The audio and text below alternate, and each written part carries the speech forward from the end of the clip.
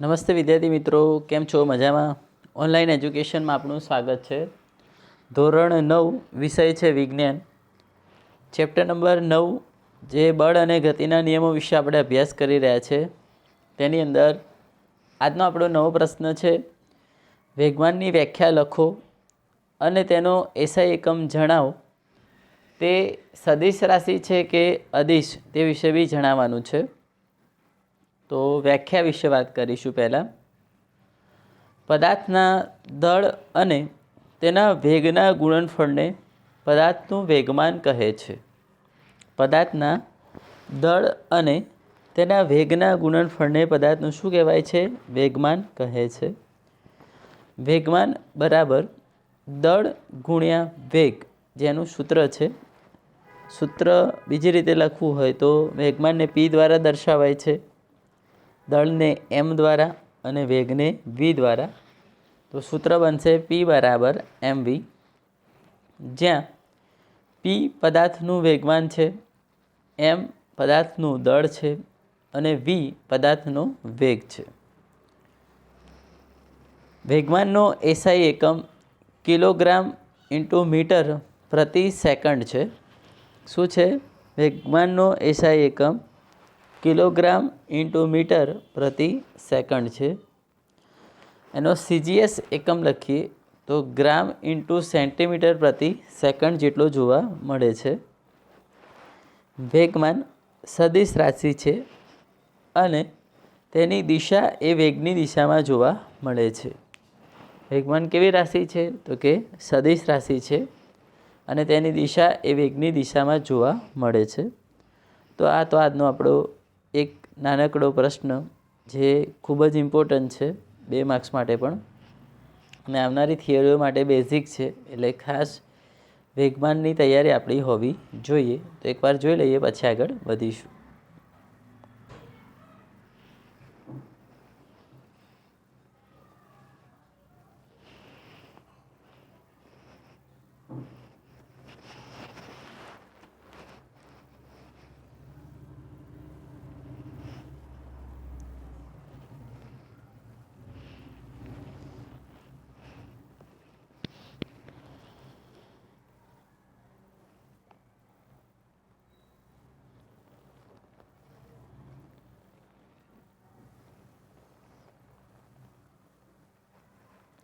નવો પ્રશ્ન છે મિત્રો, સમજાવો પદાર્થ પર લાગતા બળને પદાર્થના વેગમાનમાં થતા ફેરફાર અને તે માટે લાગેલા સમયગાળા સાથે સંબંધ છે. પદાર્થ પર લાગતા બળને પદાર્થના વેગમાનમાં થતા ફેરફાર અને તે માટે લાગેલા સમયગાળા સાથે સંબંધ છે. ન્યૂટનના ગતિનો બીજો નિયમ લખો. તો આ એક પ્રશ્ન છે, જોઈએ. ધારો કે એક ખરાબ બેટરીવાળી કારને સુરેખ રસ્તા પર 1 મીટર પ્રતિ સેકન્ડનો વેગ પ્રાપ્ત કરવા માટે ધક્કો મારવામાં આવે છે, જે તેના એન્જિનને ચાલુ કરવા માટે પૂરતો છે. જો 1 કે 2 વ્યક્તિ તેને ક્ષણિક ધક્કો મારે તો ચાલુ નહીં થાય, પણ જો થોડા સમય સુધી સતત ધક્કો મારશે તો કારનો વેગ વધવાને કારણે ઉદ્ભવતા ક્રમિક પ્રવેગથી તે આપેલ ઝડપ 1 મીટર પ્રતિ સેકન્ડ પ્રાપ્ત કરી લેશે. આનો અર્થ એ થયો કે કારના વેગમાનનો ફેરફાર ફક્ત બળના મૂલ્ય વડે માપી શકાતો નથી, પરંતુ જેટલા સમય સુધી બળ લાગે છે તે સમયગાળો પણ ધ્યાનમાં લેવો પડે છે. આમ બળને વેગમાનનો ફેરફાર ડેલ્ટા P અને તે માટે લાગતા સમયગાળાને ડેલ્ટા T સાથે સંબંધ છે. એટલે કે મિત્રો, બળનો વેગમાન છે એને આપણે ડેલ્ટા P અને સમયગાળો છે એને ડેલ્ટા T સાથે સંબંધ જરૂર જોવા મળશે. આ સંબંધ ન્યૂટનના ગતિના બીજા નિયમ પરથી મળે છે. તો અહીંયા આપણને ખૂબ જ ઇમ્પોર્ટન્ટ નિયમ આપેલો છે, ન્યૂટનના ગતિનો બીજો નિયમ. કોઈ પદાર્થના વેગમાનમાં થતા ફેરફારનો સમય દર તેના પર લાગતા અસંતુલિત બળ જેટલો અને બળની દિશામાં હોય છે. કોઈ પદાર્થના વેગમાનમાં થતો ફેરફારનો સમય દર તેના પર લાગતા અસંતુલિત બળ જેટલો અને બળની દિશામાં જોવા મળે છે. તો આ છે ન્યૂટનના ગતિનો બીજો નિયમ. તો આ બી એક ખૂબ જ ઇમ્પોર્ટન્ટ નિયમ તરીકે ઓળખાય છે, જેથી આ પ્રશ્ન બી ખાસ તૈયાર કરવો પડશે, પરંતુ અહીંયા ખાલી નિયમ યાદ રહેશે તો બી વધારે વાંધો આવશે નહીં.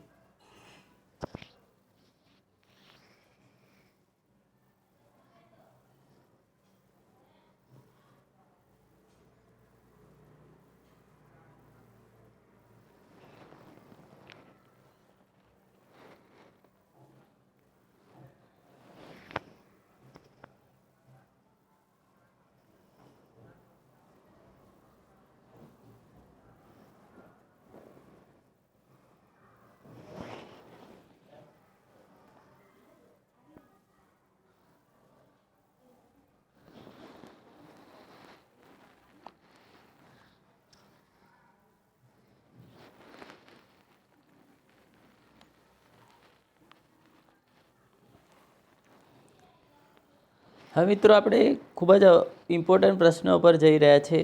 લગભગ મોસ્ટ ટાઈમ બી પ્રશ્ન કહી શકાય. ન્યૂટનના ગતિનો બીજો નિયમ લખો અને F બરાબર ma સૂત્રની તારવણી કરો. અહીંયા આપણે F બરાબર ma સૂત્ર તારવવાનું છે. તો સૌપ્રથમ આપણે એનો નિયમ વિશે જાણીશું.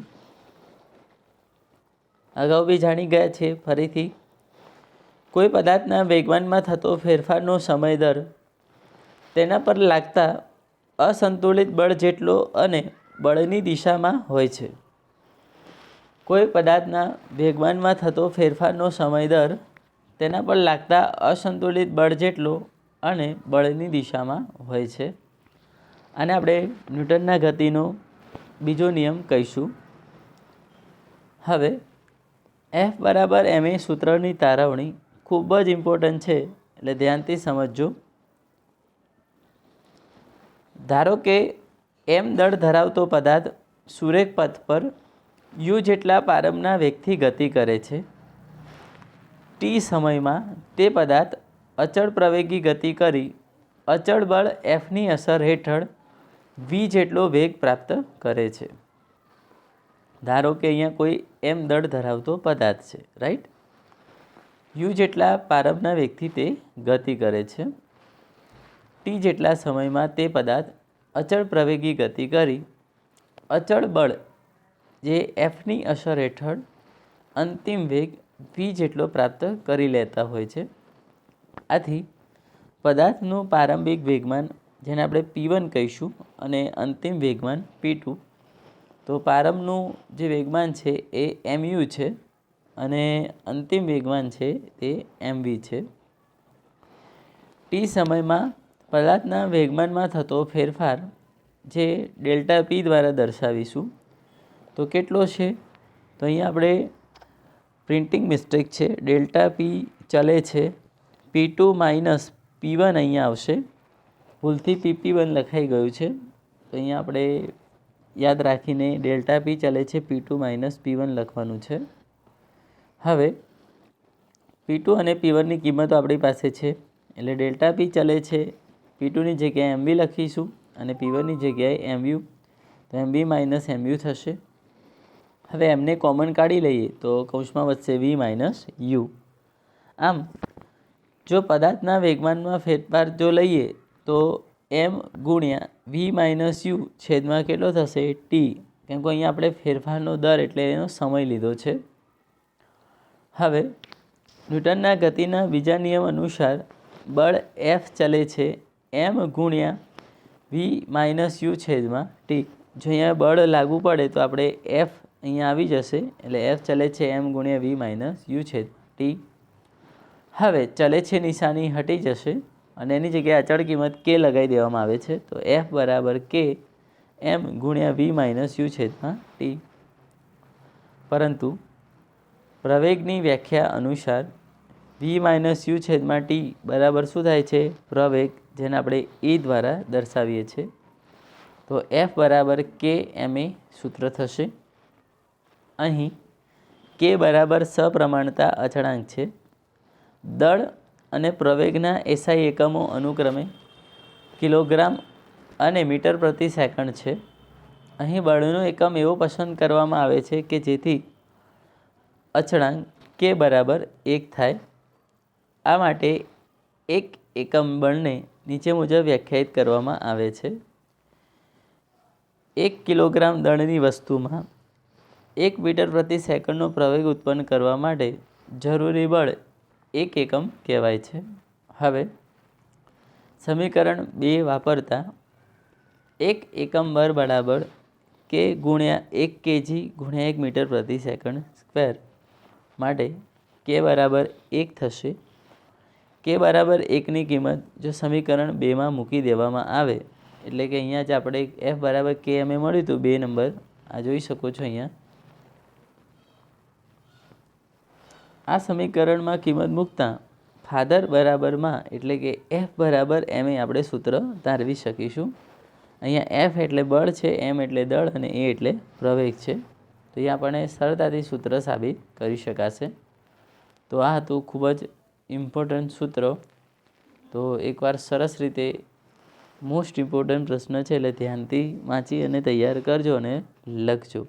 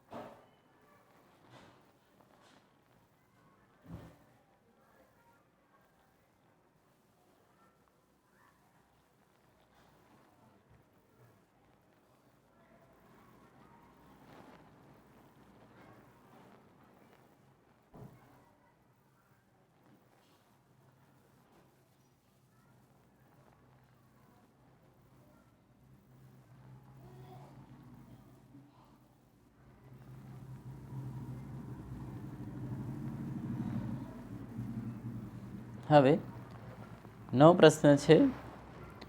ક્રિકેટ મેચ દરમિયાન મેદાનમાંનો ફિલ્ડર ખૂબ જ ઝડપથી આવતા દડાને કેચ કરીને પોતાના હાથને પાછળની બાજુ કેમ લઈ જાય છે? સમજાવો. ક્રિકેટ મેચ રમતી વખતે કોઈ ફિલ્ડર છે એ પોતાનો હાથ ઝડપથી પાછળ લઈ જાય છે. કેમ આવું કરે છે તે વિશે સમજાવવાનું છે. તો દડાનો કેચ કરીને હાથને પાછળની બાજુ લઈ જવાથી ફિલ્ડર ખૂબ જ ઝડપથી ગતિ કરતા દડાનો વેગ એટલે કે તેનું વેગમાન શૂન્ય કરવા માટે લાગતો સમય ટી વધારી નાખે છે. એટલે કે જ્યારે તે દડો કેચ કરે છે ત્યારે પોતાનો હાથ પાછળ લઈ જાય છે એટલે ઝડપથી આવતો જે દડો છે એનો વેગમાં ઘટાડો થશે અને તેનો સમય પણ વધારવાનો તે પ્રયત્ન કરતા હોય છે. તેથી દડાનો પ્રવેગ એ બરાબર v - u/t અનુસાર તેના પ્રવેગમાં ઘટાડો થાય છે અને તે પરિણામે ખૂબ જ ઝડપથી ગતિ કરતા દડાને કેચ કરતી વખતે લાગતો આઘાત એફ બરાબર ma ઘટાડી શકાય છે. અર્થાત દડાને રોકવા માટે ફિલ્ડરે નાના મૂલ્યનું બળ લગાડવું પડે છે અને તેથી દડો ફિલ્ડરના હાથ પર નાના મૂલ્યનું બળ લગાડે છે. પરિણામે ફિલ્ડર કોઈપણ જાતની ઈજા વગર સરળતાથી કેચ કરી શકે છે. જો દડાને અચાનક જ રોકી દેવામાં આવે તો એનો મોટો વેગ ખૂબ જ ટૂંકા સમયગાળામાં શૂન્ય થઈ જાય છે. આથી દડાના વેગમાનમાં થતા ફેરફારનો દર ઘણો મોટો થશે અને કેચ પકડવા માટે વધારે બળ લગાડવું પડશે, જેના પરિણામે ફિલ્ડરની હથેળીમાં ઈજા થવાની શક્યતા રહેલી છે. તો મિત્રો અહીંયા આપણે જોઈ શકાય છે કે ન્યૂટનના ગતિના બીજા નિયમ અનુસાર જેમ વધુ સમય અને વેગ ઓછો કરવામાં આવે તો સીધી વાત છે તે આપણને વધારે તાકાત એમાં આવશે નહીં, એટલે કે દડો સરળતાથી કેચ કરી શકાશે. આ જ કારણ છે કે ફિલ્ડર કેચ કરતી વખતે પોતાનો હાથ પાછળ તરફ લઈ જાય છે. તો એકવાર આ બી જોઈ લઈએ, પછી આગળ વધીશું.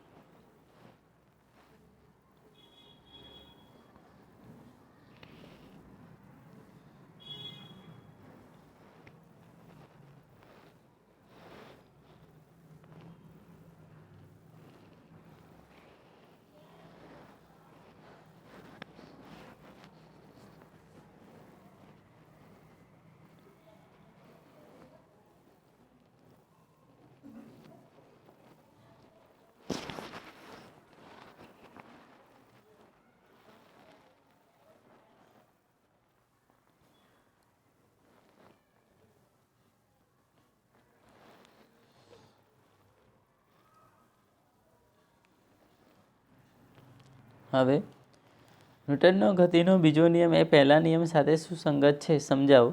નાનકડો પ્રશ્ન છે.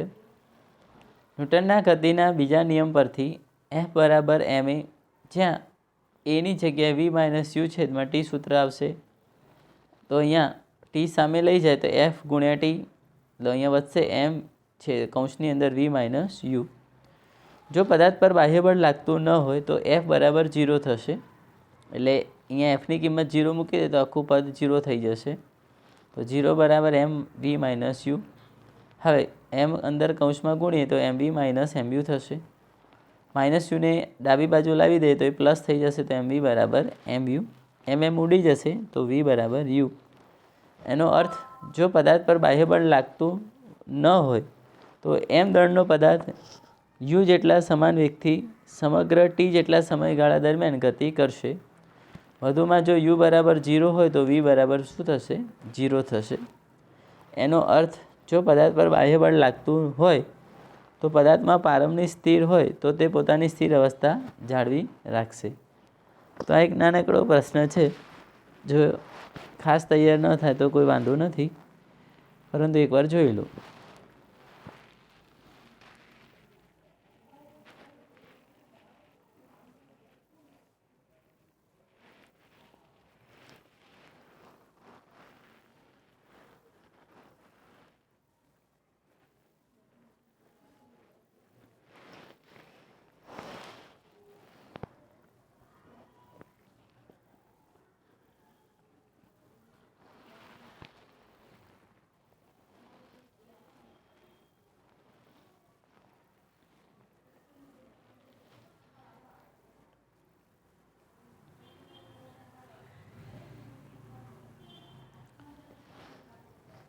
કારણ આપો. ઊંચી કૂદની રમતમાં ખેલાડીઓ કુશનની પથારી કે રેતીની પથારી પર કૂદકો લગાવે છે, એટલે કે ગાદી જેવી પથારી પર અથવા રેતી પર કૂદકો લગાવે છે ઊંચી કૂદના ખેલાડીઓ. શા માટે? કારણ કે ખેલાડીઓનું શરીર જ્યારે પથારીની ઉપરની સપાટી સાથે સંપર્કમાં આવે છે ત્યારે થી માંડીને તે સંપૂર્ણ દબાય તે માટેનો સમયગાળો, બીજા શબ્દોમાં કહીએ તો ખેલાડીનો વેગ શૂન્ય થવા માટેનો સમયગાળો વધી જાય છે. તેથી ખેલાડીના વેગમાનના ફેરફારનો દર એમ બરાબર ડેલ્ટા વી બાય ડી ઘટે છે. અર્થાત ખેલાડી પર લાગતું બળ એફ ઘટે છે. પરિણામે ખેલાડીને થવાની ઈજા નિવારી શકાય છે. તો આ પ્રશ્ન જે આપણે આગળ જોયા હતા એ જ પ્રમાણેનો છે. ઓકે, તો એકવાર સરસ રીતે જોઈ લો.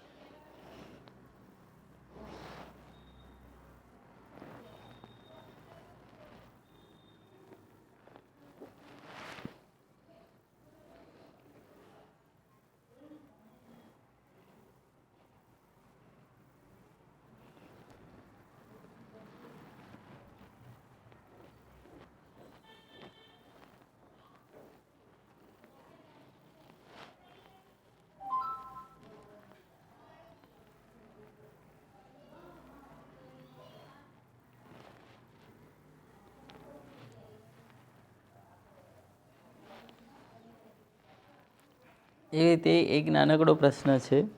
કરાટેનો ખેલાડી કઈ રીતે એક જ ઝટકામાં બરફની પાટને તોડી નાખે છે? તો કરાટેનો ખેલાડી ખૂબ જ મોટા વેગથી ખૂબ જ ઓછા સમયગાળામાં બરફની પાટ પર ઝાટકો મારે છે. એટલે કે વેગ ખૂબ જ વધારે લે છે, પરંતુ તે માટેનો સમયગાળો કેવો લે છે? ઓછો લે છે અને ખૂબ જ જોરથી ઝટકો મારે છે. જેના લીધે બરફની પાટ પર મોટા મૂલ્યનું બળ એફ લાગે છે અને બરફની પાટ તૂટી જાય છે. જેના લીધે બરફની પાટ મોટા મૂલ્યનું શું લગાડે છે? બળ એફ લગાડે છે અને બરફની પાટ તૂટી જતી જોવા મળે છે. તો એક નાનકડો પ્રશ્ન હતો. હવે ગતિનો ત્રીજો નિયમ વિશે વાત કરીશું. ન્યૂટનના ગતિનો ત્રીજો નિયમ લખો અને વિવિધ વ્યવહારિક ઉદાહરણો દ્વારા તે સમજાવો. ખૂબ જ ઇમ્પોર્ટન્ટ પ્રશ્ન છે. બે પદાર્થો વચ્ચેની આંતરક્રિયા દરમિયાન જ્યારે એક પદાર્થ બીજા પદાર્થ પર બળ લગાડે છે ત્યારે બીજો પદાર્થ પણ તત્કાળ પહેલા પદાર્થ પર બળ લગાડે છે. આ બંને બળો હંમેશા સમાન મૂલ્યના અને પરસ્પર વિરુદ્ધ દિશામાં જ હોય છે. એટલે કે જ્યારે કોઈ વ્યક્તિ એક વ્યક્તિ પર બળ લગાડે ત્યારે સામેથી બીજો વ્યક્તિ તેના પર બળ લગાડતો જ હોય છે. બંનેના મૂલ્યો સમાન હોય છે, પરંતુ દિશા કેવી છે? વિરુદ્ધ જોવા મળે છે. આ બળો અલગ અલગ પદાર્થો પર લાગે છે, તે કદાપી એક જ પદાર્થ પર લાગતા નથી. આ જે બંને પદાર્થો પર બળ લાગે છે અલગ અલગ પદાર્થો છે, એક જ પદાર્થ પર બળ લાગતા નથી. ઉદાહરણ દ્વારા સમજશું. ફૂટબોલની રમતમાં ઘણીવાર આપણને ફૂટબોલ તરફ જોવામાં અને તેને વધારે બળથી કિક મારવાનો પ્રયત્ન કરતી વખતે પ્રતિસ્પર્ધી ટીમના ખેલાડી સાથે અથડાઈ જઈએ છીએ. આ ઘટનામાં આપણે અને પ્રતિસ્પર્ધી ટીમનો ખેલાડી બંને ઈજાગ્રસ્ત થઈએ છીએ અથવા થાય છે, કારણ કે બંને એકબીજા પર એક સરખા મૂલ્યના બળો લગાડે છે. ટૂંકમાં એકલા અટૂલા બળનું અસ્તિત્વ શક્ય નથી. બળો હંમેશા જોડમાં હોય છે. બળો હંમેશા કેમાં હોય છે? જોડમાં હોય છે. આ બંને પરસ્પર વિરોધી બળો અનુક્રમે ક્રિયાબળ અને પ્રતિક્રિયા બળ છે. તો આ ન્યૂટનના ગતિનો ત્રીજો નિયમ, જેને આપણે ઉદાહરણ દ્વારા થોડુંક સમજૂતી આપી. હવે એના ઉદાહરણ સમજતા પહેલાં એકવાર આ પર નજર મારી લો, ત્યાર પછી એના ઉદાહરણ પણ જોઈશું.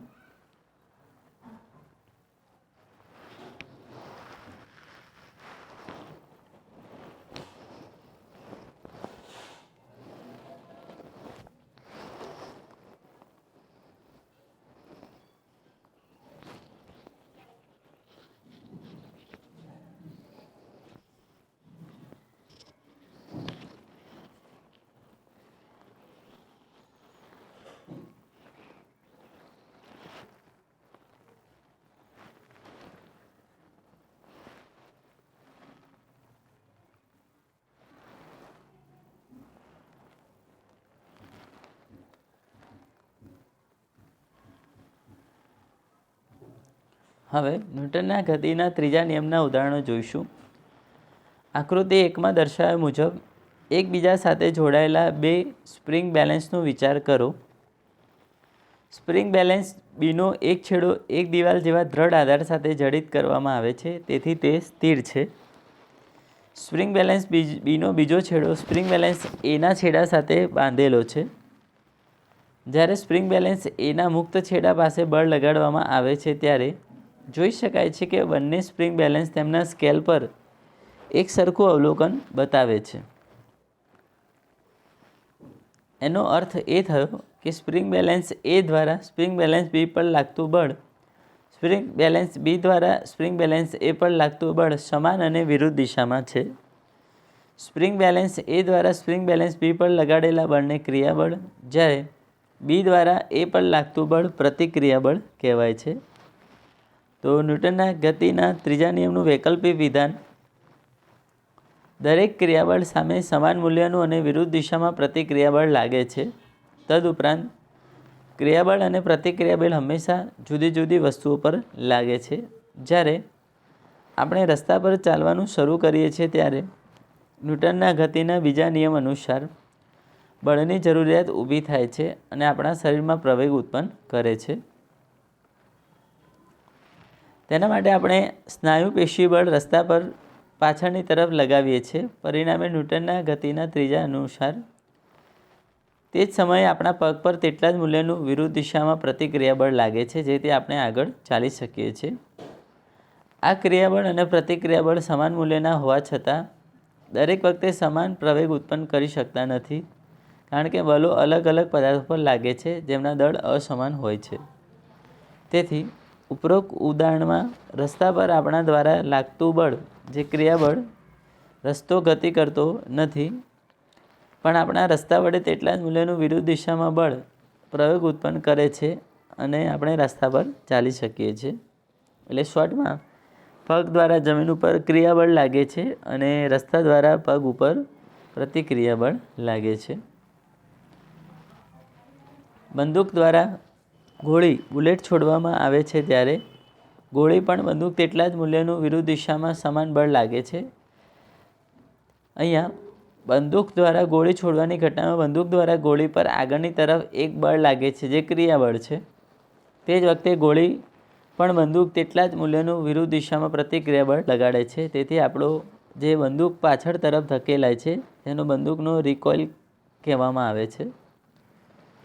બંદૂકનું દળ ગોળીના દળ કરતાં ઘણું વધારે હોવાથી બંદૂકનો પ્રવેગ ગોળીના પ્રવેગ કરતાં ઘણો ઓછો હોય છે. છેલ્લું ઉદાહરણ છે: એક ખલાસી નદી કિનારે સ્થિર બોટમાં ઊભો છે.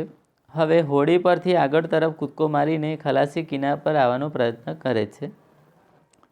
ત્યારે બોટ પણ તેના મૂલ્યનું પ્રતિક્રિયાબળ લગાડે છે. પરિણામે હોડી નદીમાં પાછળ તરફ ધકેલાય છે. તો આ જે ચારે ચાર ઉદાહરણ છે ન્યૂટનના ગતિના ત્રીજા નિયમના છે મિત્રો. તો આ પ્રશ્ન બી ખૂબ ઇમ્પોર્ટન્ટ છે, એટલે ધ્યાનથી તૈયાર કરજો. હવે નેક્સ્ટ લેક્ચરની અંદર આપણે અન્ય ટૉપિક વિશે વાત કરીશું. ત્યાં સુધી આવજો.